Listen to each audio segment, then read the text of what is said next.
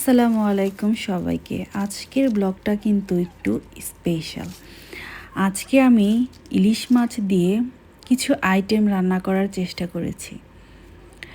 এখানে আপনারা দেখতে পাচ্ছেন আমি ইলিশ মাছটা বের করে নিচ্ছি এবং দেখছি এটা কতখানি বড়।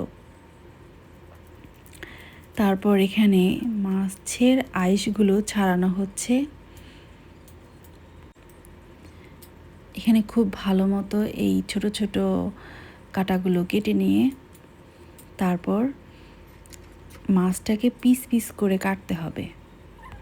এভাবে খুব সুন্দর করে মাছটা কাটা হয়ে গেলে আমি খুব ভালো মতো ধুয়ে নেব।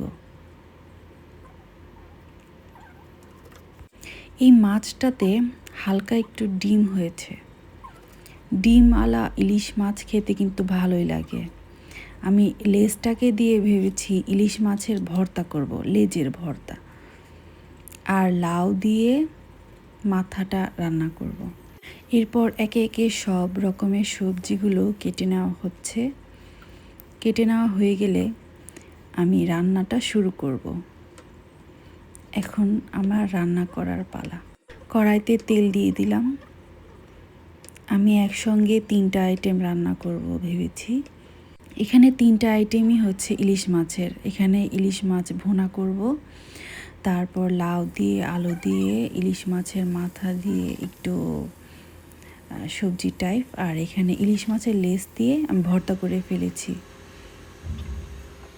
তারপর ইলিশ মাছ রান্না হয়ে গেলে আমি ঢেঁড়স দিয়ে আলু দিয়ে ভাজি করে নেব।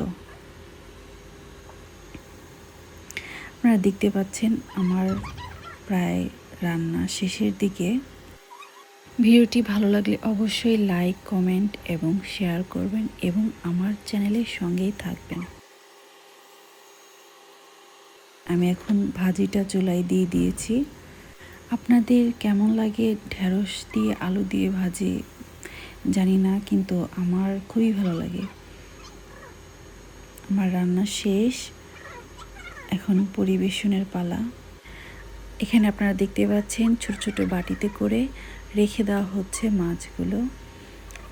আমরা তো মাত্র 2জন মানুষ, কিন্তু এখানে অনেকগুলো তরকারি রান্না করা হয়ে গেছে, যার কারণে ছোট ছোট বাটিতে করে এটা ফ্রিজে রেখে দেব যাতে ভালো থাকে তরকারিগুলো।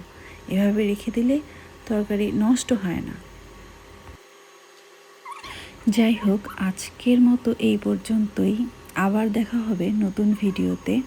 আল্লাহ হাফেজ, ভালো থাকবেন সবাই।